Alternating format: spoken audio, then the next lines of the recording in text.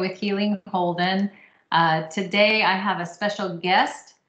His name is Greg, and we have his Spectracell test. He's been gracious enough to allow me to walk through it with him so that you guys know how to read your Spectracell if you do what we just did. I have a regular practice of ordering my own Spectracell and then going to a nutritionist that knows how to read it, paying them $75 and getting it over with. So I don't worry about trying to get a particular doctor or anybody else because I know this is readable by someone later.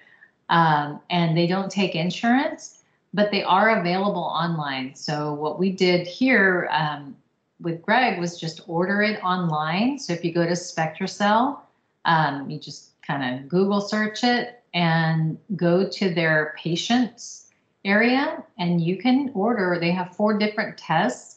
This is one of them called their micronutrient test. And this is a really good way to find out what it is that you've actually been deficient in over the last 6 months. Because usually when you take a blood test, you basically are just measuring what you just, if you're taking a regular standard deficiency tests on vitamins and minerals, most doctors are just getting your blood and testing what's in your blood. And that's just what you ate that day, what's coursing through your veins. This actually goes into the cell and gives you an imprint of what's happened over time. I don't know exactly how they do that. And that's how it's been explained to me. But over time, I've had plenty of people I know, my mom, Holden, my ex, me, really see a lot of value out of this test because once, when you take a look at the deficiencies and you read through the test, you start to see, oh yeah, this has been happening to me, or this is why I feel that way. And then you start shoring up the nutrients that they suggest, or really that your nutritionist or doctor will suggest, and then you start feeling better. I've felt better within 2 weeks when I started this. So without further ado, Greg, we've kind of already talked about this, but just to go over it again, you can start with this page that talks about results at a glance. And so Spectracell will give you a suggestion supplementation. So these are repletion suggestions for what you're deficient in. It gives it to you right off the bat on the 3rd page. And in this case, it's suggesting biotin, and it even gives you the micrograms, coenzyme Q, all these different things for the functional deficiencies. And for the borderline deficiencies, it doesn't give you anything. Now, what I have come to find is that when I'm working with a nutritionist and even Dr. Osborne on these, we really need to go through lifestyle because a lot of the time, some of these deficiencies have to do with what you're eating, what you're not eating enough of, or what your environment is. So my Spectracells have come out with, like, when I was in the moldy house, I was detoxing. So I had a lot of antioxidants that were super low, and the fix wasn't necessarily as much repletion as it was getting out of the moldy house, or at least it was both. So we want to try to figure out what is causing your deficiencies, and a nutritionist or a doctor that reads these things will kind of get that root cause analysis out of having a conversation with you about the lab. But for the intents and purposes of this video, it's just to show you how to read this lab so that if all you have the money and time for is to just get the lab, at least you've got a better chance at hitting your target deficiencies than if you didn't have a test at all and you were just throwing vitamins at yourself left and right. Because sometimes if you're giving yourself vitamins that you don't need, you're going to end up with a deficiency somewhere else, because things like calcium can antagonize magnesium. So if you're taking a lot of calcium, you can end up with a magnesium deficiency. The same thing with iron. Lots of different things can lead to that. So you don't want to just guess. Testing yourself is the best way to figure out what you need. So I'm going to kind of scroll down. This Spectrox is your antioxidant function. So this is what's involved in basically keeping you younger, keeping your system well oiled. and your energy level. The total immune function, of course, is your immune system. How good are you at fighting off the bugs that are all around us? And it's just going to give you a little graph, and this just kind of shows Greg's borderline here. But once we shore up these deficiencies, it should show us some better things. So this page is giving you a percentage of the vitamins and minerals that you're deficient in, you know, what the reference range is. So in this case, vitamin B2, the reference range is less than 53 is deficient.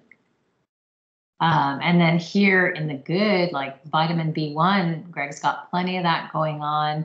The reference range is you don't want to be lower than 78. So he's doing just fine there. So we're going into biotin. We're on the almost, I mean, 33 is where he is. So he's not terribly deficient, but he's not, you know, beneath borderline. And these borderline, I think these are really important. At least the doctors and the nutritionists that I've dealt with, they are still giving me suggestions on how to bring these numbers up because those are critical too. Hey, Greg. Yes. Are you with me on this? Are you looking at this with me, or are you looking at your art thing? Oh, okay. No. I'm looking at the paper. Okay, because I'm like, hey, this is for you. No, I finally now know how to read these things. You described how to look at the numbers. I wasn't sure what that reference range was, so now that makes much more sense to me. Yeah. Oh, good. I'm glad. It takes a little while. I was just telling Greg that it took me a while to kind of, I've seen it so many times, but the more I see it, the more I get it. And that's what I'm trying to do for you. So those are all the, you know, kind of how you can look at this page. And then if you look at the graphical representations, I think this is helpful too. It gives you kind of an at a glance of where you are. And one of the things that one nutritionist told me, and again, back to, I think it's really helpful to have somebody, you know, with a medical degree or a nutritionist degree read these with you, is because they're going to know some things like this. You know, your B vitamins are, you know, there's only a few of them that are kind of out of range, your folate, your biotin, your vitamin B2. And we'll see in the further pages what that means, like what those deficiencies can do to you. But when I did one time, my B vitamins were on the floor, yet my amino acids were just fine. So the graphical representation showed my nutritionist right off the bat that I'm going through a lot of stress. And, you know, you see those stress B vitamins and you hear, you know, stress is a killer. Well, it is, because it's eating up all these vitamins that you need for your other body processes. So that's why you end up, you know, getting killed by, and that's all external stuff. So Holden had just been diagnosed, so my B vitamins were terrible. But she said if my amino acid if they had been low, that would have told her a different story. That would have told her that I'm probably a vegetarian and not eating enough protein, or just not eating enough protein. And so she would have suggested eating more protein versus what she ended up suggesting, which was, okay, you can't remove the stressor from your life, so just take vitamin B supplements, take a whole complex. So those are the kinds of things that this kind of at-a-glance view of these charts can show. It shows a pattern for those nutritionists and doctors that know how to read these. Further on the next page, you've got these individual antioxidants that goes through. Coenzyme Q is low here. Your other ones are really good. And that's a really good sign. And then this glucose insulin interaction. So this is talking more about basically, if you read under glucose insulin interaction, it says the patient cells are challenged with glucose and their ability to grow in the presence or absence of insulin is determined. A significant decrease of cell growth is indicative of reduced ability to metabolize glucose. So this chromium right here being low, this tells me that there's insulin resistance going on. And I only know that because I have it myself. And chromium is pretty well known, I think, in most health circles today to be a mineral that is critical in the ability of for your cells to utilize insulin to let the glucose or the sugar into your cell. So insulin acts like and knocks on the door or turns the key so that you can let the glucose into your cells. So you're not running at full throttle because your cells aren't getting the sugar that you're eating. So, yeah. So we've got a similar explanation here for the antioxidant function. The cells are oxidatively challenged and the cell's abilities to resist damage is determined. That means you've got a lot of free radicals running around, probably from diet, or it could be environmental pollution. So that's where again, the nutritionist or doctor will go into a discussion with you about your diet or your living, environment. Are you in a really polluted city, or do you just really eat like crap? And what's going on? And then they'll tell you, maybe you need to change your diet, or maybe you need to move or get an air filter or whatever. So those are kind of the ways you can look at this part of the test. And then it just kind of gives you, and this is a part that I haven't really looked at, maybe somebody who's more into the biological test, a microbiologist might be able to figure this out a little bit better, but this just tells you how they run the test and what they do with the lymphocytes, that's the white blood cells that it's looking into to find out your deficiency. And then here it kind of shows you the Krebs cycle, which is the cycle that all of your nutrients are involved in to carry out energy transfer or energy production from the food you eat. So wherever you see the red dots is the deficiencies that you have. And I think, let's see, it does have a little, yeah. So you see a little legend at the bottom right that says patient results key. So you've got green is normal, yellow is borderline, red is deficient, and then a gray is not respond, which I guess I've never seen a gray mark here before, so I can't tell you what that would mean. But here you're seeing like where, I think, Greg, you had mentioned that we were feeling tired a lot, right? So so this is where your energy is getting interrupted. You've got your A, your B2, your B7, and then also your, I think this was calcium, and then asparagine, and then B9, Q10, and then the B2 down there. So you can kind of see where it is that it's needed in the cycle to be able to help you. So in your case, your fat synthesis is doing fine. Your ALA is good, your E, your proteins and your carbohydrates are needing some help to be able to process them, to translate that to energy. So down to the methylation cycle page, this is all about how you take out the trash. So if you're sick, or if you, eat some bad food, or you've got some kind of pollution that you're breathing in, this is how your body removes it. And you just have, looks like B2, B9, and choline that are interrupting that cycle too. And that can lead to feeling fatigued as well. It's like your system is getting a little congested. So to supplemental information, now we start to talk about the different things that you're deficient in. These are the major deficiencies, or the functional deficiencies that are really causing a problem, a major problem. The borderline ones can cause problem, but they're not, so bad that you're going to be, hobbled by it. So this just kind of goes into, what biotin is for, proper metabolism of fats and carbohydrates. So if you're on a diet and you're trying to lose weight and you don't have enough biotin, it's going to interrupt your ability to do that. So it's important to be able to restore that so that your body can run on all cylinders. And it just explains what it does in the body for fatty acid biosynthesis, and then the The deficiency symptoms is where you can really kind of have an aha moment on, oh, that's why whatever is happening is happening. And it gives you this broad brush, you know, not saying that you're suffering from all of this, but maybe one or two of these, and you can kind of target, you know, oh, okay, I really need some biotin because I am feeling this. So the symptoms of biotin deficiencies include erythematicus, oh gosh, exfoliative dermatitis, so flaking of the skin, thinning hair, fatigue, irritability, mild depression, somnolence, you can't sleep, muscle pains, anorexia, nausea, mild anemia, infants with seborrheic dermatitis, Lanier's disease or alopecia may indicate a biotin deficiency.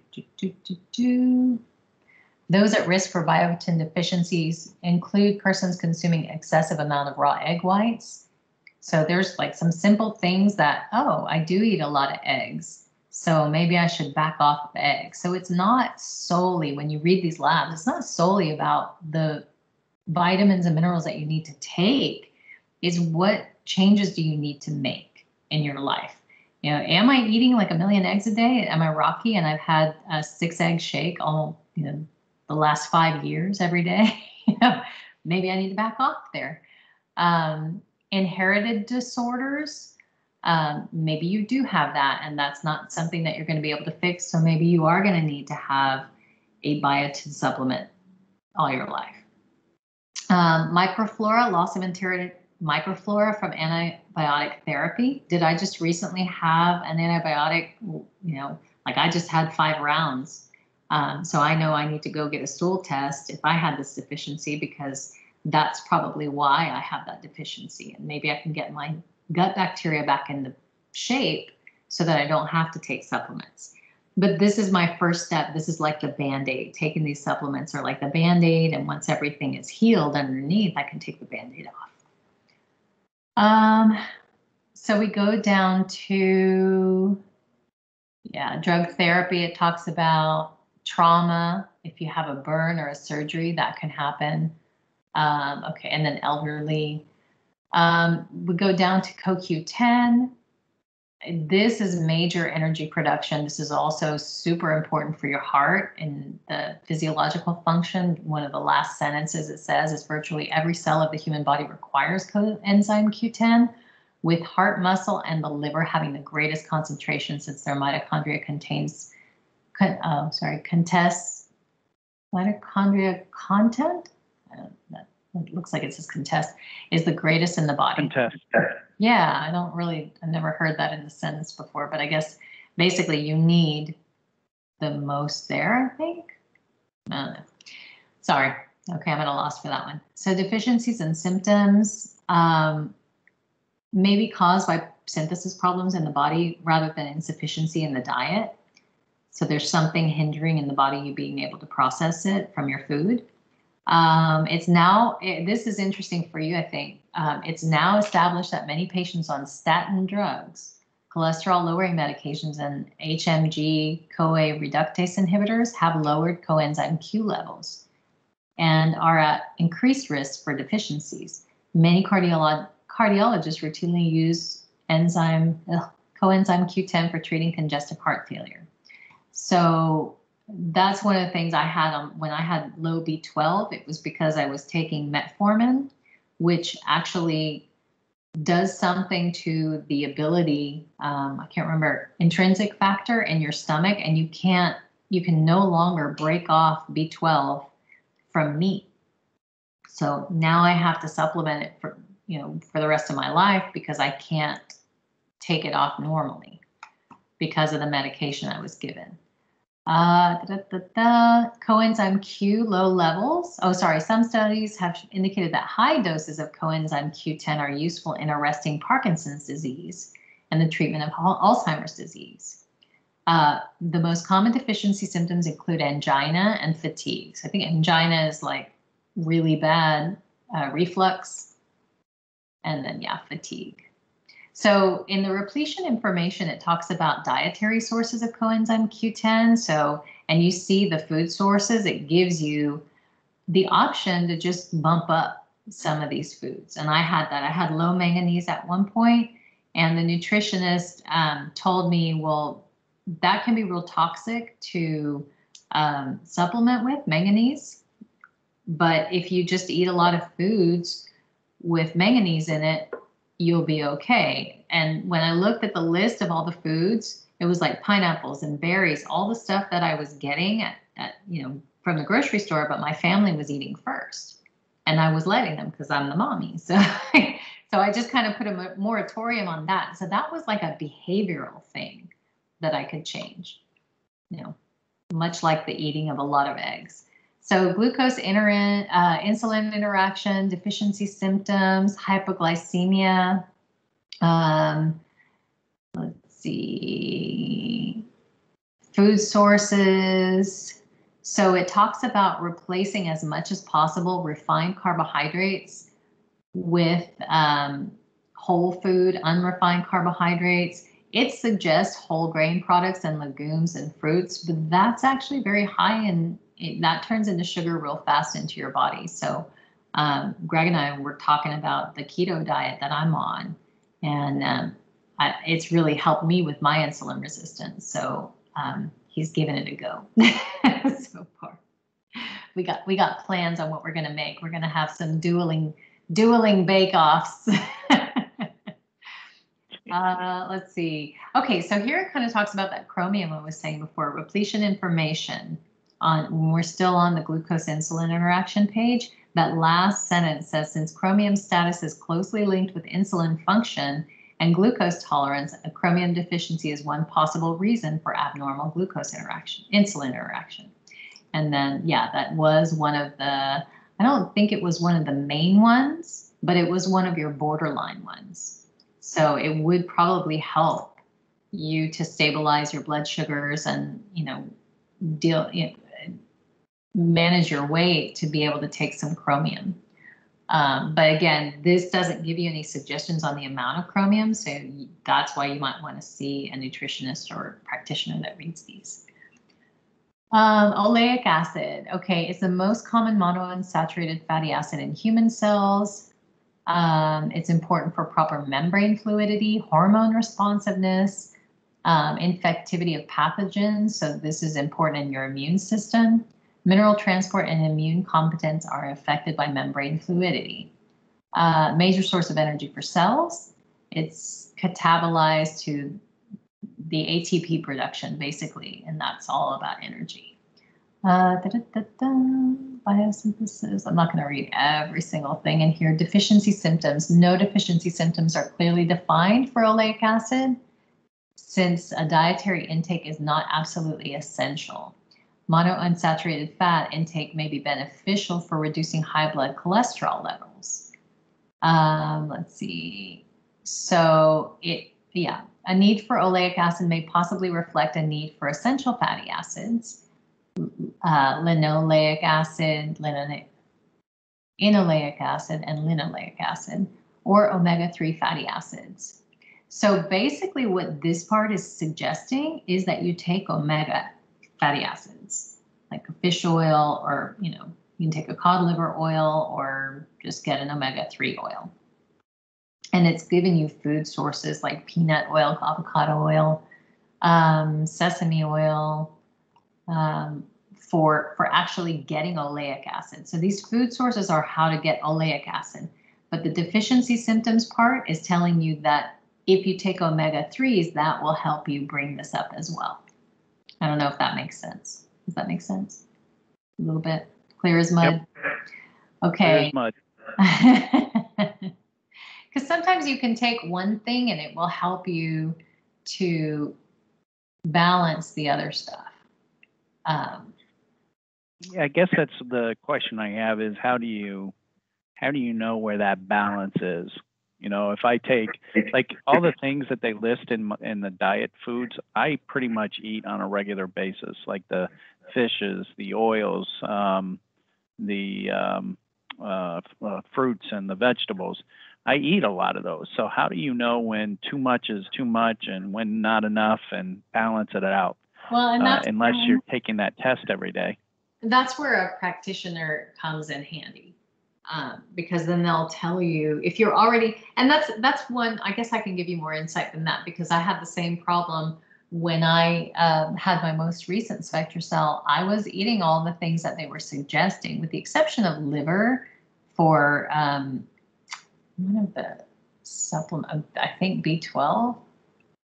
It wasn't iron, but you know how liver is like really high in certain things. But anyway, I was eating everything else. So for me, I really just needed supplementation because I was eating as much of the good stuff as I could possibly eat and all the things that they suggested I was doing. So I knew there was a deeper problem. And that's the thing, is that this is just the first step in getting to the root cause. Again, this is just putting a Band-Aid on. I need to personally go and get a stool test done, go and get some other tests run so that I can get to the bottom of what's the problem. It could very well be that I'm not, I'm eating all the right stuff, but I'm not synthesizing it because my gut bacteria, it works like symbiotically with your body to process these foods and to cut, cleave certain proteins and cut things off of food and digest it for you so that it's usable. I think you've probably heard of before, like this is the usable form, like B12. B12, there's two different types. There's a usable form and there's a non-usable form. There's cobalamin and then there's methylcobalamin. You get a methylated cobalamin when a process happens in your stomach, which is that intrinsic factor. If you don't have that, like I don't, then I need a methylated B12, a methylated cobalamin. That's the B12 I get. So that's the kind of thing that a practitioner will tell you. And that's why just doing the test and trying to read it yourself, it'll get you somewhere, but it's not going to give you the full picture. And there'll be those questions like you just asked, I'm doing everything I can. But this is suggesting daily doses of 1 to 2 tablespoons. And if it's suggesting that you get more, you're clearly not getting enough from what you already eat.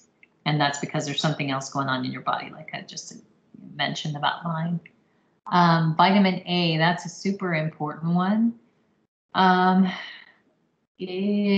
see, it plays an important role in vision, bone growth, reproduction, cell differentiation, regulates the immune system, promotes healthy surface linings of the eyes and respiratory, urinary, and intestinal tracts.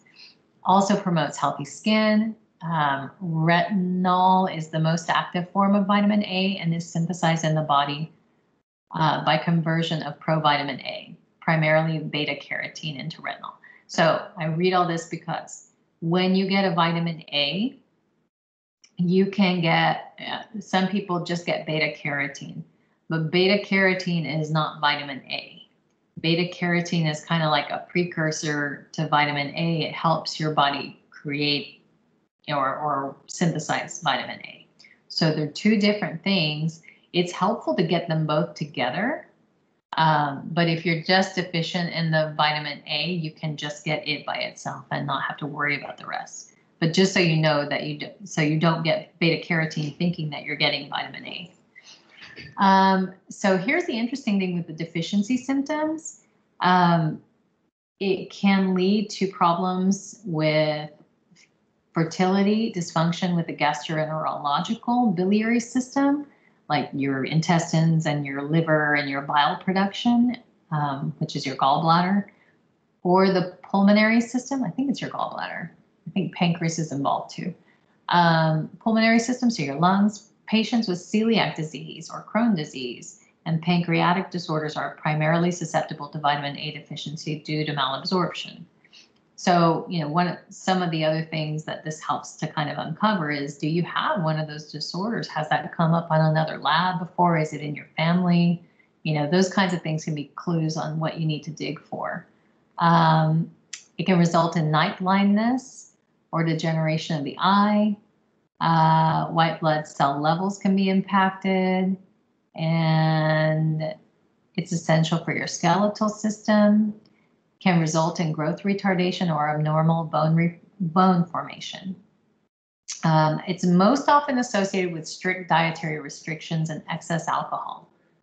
So let's see. So again, if there's anything that you're doing, my ex had a Spectracell that made him look like he was a triathlete, but it wasn't that. He was actually not eating, so that he was looking malnourished. So that's another, like lifestyle thing that these tests can kind of uncover.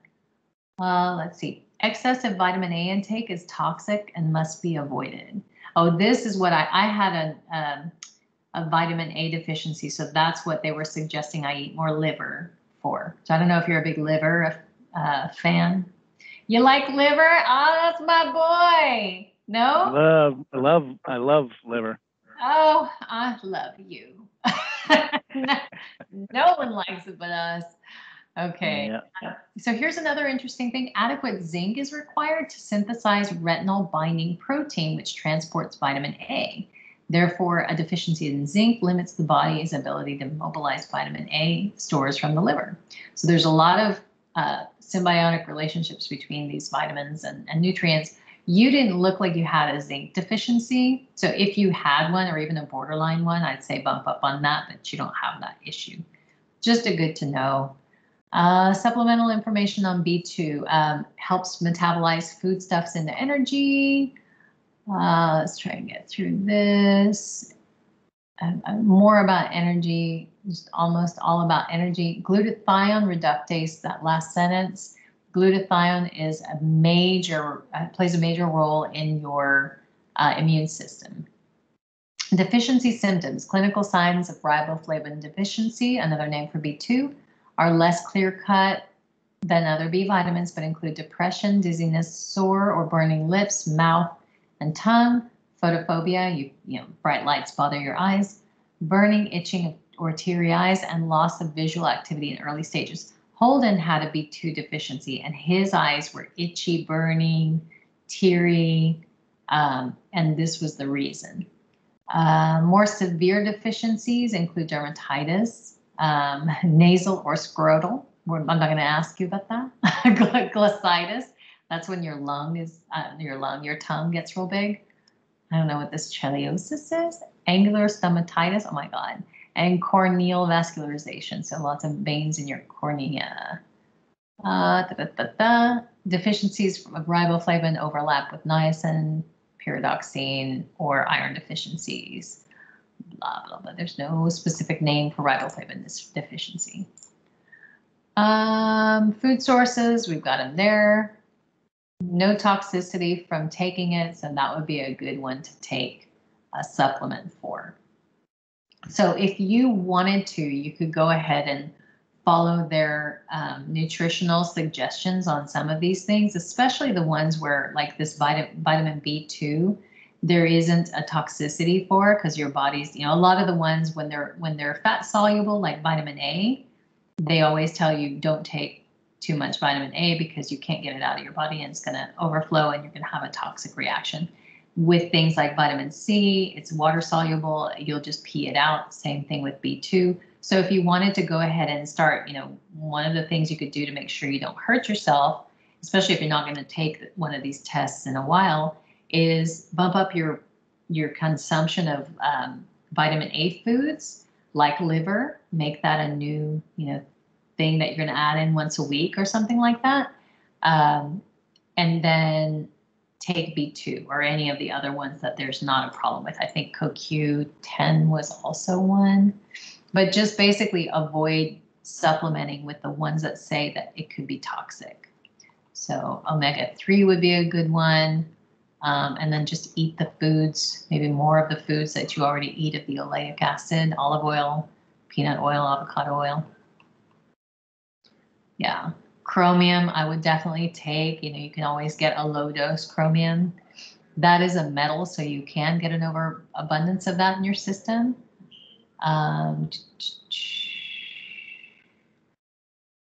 So I actually take the supplement CoQ10. Yeah, you were telling me about that. And that in the repletion information, it says the richest sources are fish and red meat. And it even says that the capsules range in dosage from 10 to 250 milligrams. Toxicity is not known. but doses greater than 250 milligrams can be associated with nausea and diarrhea. So if you start experiencing that, you might have too much and might want to back down and take less. I only take 100 milligrams, but it's a soft gel. But I also will notice that if I have problems, it's because I'm probably doing that. Plus, like I like pistachios, for example. So I'll eat a bunch of pistachios, which means I'm getting more of this CoQ10. Yeah. So maybe take less when you're doing that. I mean, I don't think a little bit, every other day or something would be a problem, but if you eat it all the time. This repletion information on biotin was really interesting. It said, don't eat raw egg whites. Yeah, I never do. Yeah, I don't either, but it's interesting because the raw versus cooked, when you cook something, it can change its chemical composition. So things change when they're cooked versus raw. So this is suggesting that there's no adverse effects as long as you don't take more than 200 micrograms per day for long periods. So if you measure that, 200 micrograms, yeah, it'll be on the bottle. You can just go get a bottle and it'll say 200 to 2,000 micrograms or. Yeah, I know from a bottle, but when you're eating the foods. Oh, yeah, you wouldn't know from that. I mean, it says it right here on the foods that's listed. You could always look up the food, but if you do something, if you eat all these different foods on a pretty regular basis, then you can always take 1,000 micrograms daily and just kind of, I don't know. And that's not a perfect science, but that is like winging it. Yeah. Anyway, so that's pretty much it. That's all I had to read to you. That was enough, huh? It's really not as bad. I mean, all of this stuff that it's saying here as far as the deficiency symptoms, for the most part, they match. So it's good to see that, because typically when I read something, or if I get, feedback from a doctor that says, here are your symptoms, they, instead of telling me that I'm deficient in A or B2, they tell me, go take these drugs, and then you have all the side effects and everything else. And it's like, why don't you just tell me what I'm deficient at? Oh, that's right, because you don't know. Right. Because they're taught cutting and drugs. They're not taught more than 7 hours, I hear, about nutrition, because that's not what makes the bucks. I mean, it's sad to say, but that's, and there's nothing, I have respect for the medical community, because if I'm in a car accident, I want them to be there to help sew me back together. But when it comes to just day-to-day living, unless you're dying or unless you're in those kinds of dire straits, they don't know how to heal you or help your body do what it's supposed to be doing on its own. Right. You don't go to a eye doctor for a heart condition. Right. Everybody has their specialties, and I respect that and I appreciate that. But if you have a general practitioner, I think they need to make them more broad spectrum of their skills.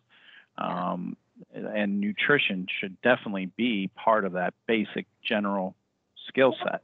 I mean, and that's what you have nutritionists for. So really what should happen is that when you see a doctor, they should suggest that you see a nutritionist too.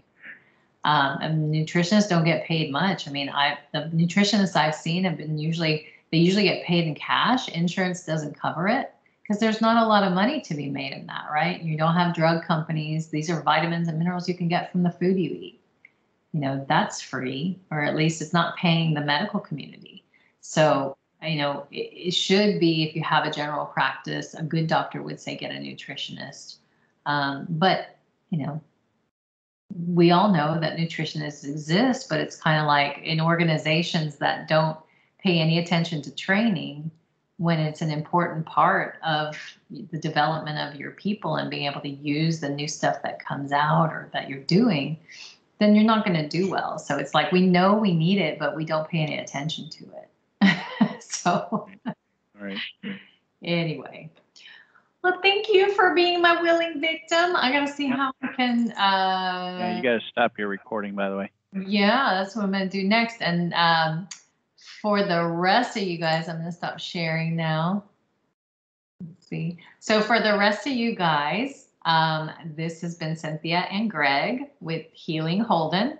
And I ask that you please share this with people that might be interested in their nutrition and what they can do to help themselves. The test online was like $460, so it's not inexpensive by any stretch. But my experience with it, my mother's, my son's, my ex's even, you get better. And that's what we're after. I'd rather pay $460 once and get better than have to keep paying for the next doctor, the next doctor, the next test, the next, all these other things that basically rack up to be about the same, if not more, and not get better. And for you skeptics out there, I'm one of those people that if I don't see it, I don't believe it. And Cynthia has been pushing me to get this done for probably over at least a year, if not longer. Just think of it this way. If we waste so much money on a daily basis on junk food, fast food restaurants, sodas, beers, whatever you want to put together on. If you just take the time to get a basic test done, you at least can, and here's the thing, I think a lot of people don't do it for two reasons: cost and fear. Fear because they don't want to face the truth of how bad of a condition they're in. Men especially. Men are a lot more stubborn. They're a lot more proud, and whatever you want to title it. Have respect for your body. Go take care of the business that you need to take care of. It will only help you in the long run. You don't have to, Cynthia is really good at pushing a lot of data, and some people can absorb that data. Some people can't. I'm not one who can absorb it, but because of her persistence, it allowed me to take it more seriously. And I was making excuses. I couldn't afford it. I didn't want to spend money on it. I didn't have time. Whatever. Don't be foolish. Use the wisdom of look at the people that are healthy. It doesn't take a rocket scientist to figure out if you eat well, you exercise regularly, you have healthy emotional conditions around you, you're going to be a healthy person overall. If you don't know what you don't know, then go figure it out. Doctors are not going to tell you. I've been to more doctors than any human should be allowed to see. I've had heart attacks. I've had a stroke. These are things you don't want your body to get to because it is depressing. It holds you back from living life. So don't be afraid. Find the money. Find friends who will lend you the money. But take care of business. That's the only thing I can tell you from a skeptic point of view. Yay, I love my skeptics. The other thing too, when I saw Greg's labs, because I've been worried about him for a long time, y'all. That's why I've been such a pest. Because I love my Greg. I don't want anything to happen. But when I saw the labs, I was like, okay, this is totally doable. This is easy. And I think that's the fear, is that you think it's going to be too hard or not even fixable. But, what I've learned from Holden is that everything is fixable. Unless you're dead, you can at least fix something. So if you don't look at it, first, and I'm guilty about this at work, I'm like, I don't want to look. I don't know what I'm going into. But once I saw it, it was like, oh, this is no problem. This is going to be a breeze. You're going to be so much better, so fast. So I think that may have made him feel like, okay, let's do this. But it is a lot easier than it seems like it's going to be. And I was same way. I was going to this, didn't want to change to my ketogenic diet because keto, that sounds super boring. But when I finally bit the bullet and decided, you know what, let's do this. And I prayed about it. I was like, all right, what do you want me to do, Jehovah? Because I'll do it if I have to. Because clearly, I was, my hormones were going all over the place. When I finally got, yes, you better do this, girl. I went and did it.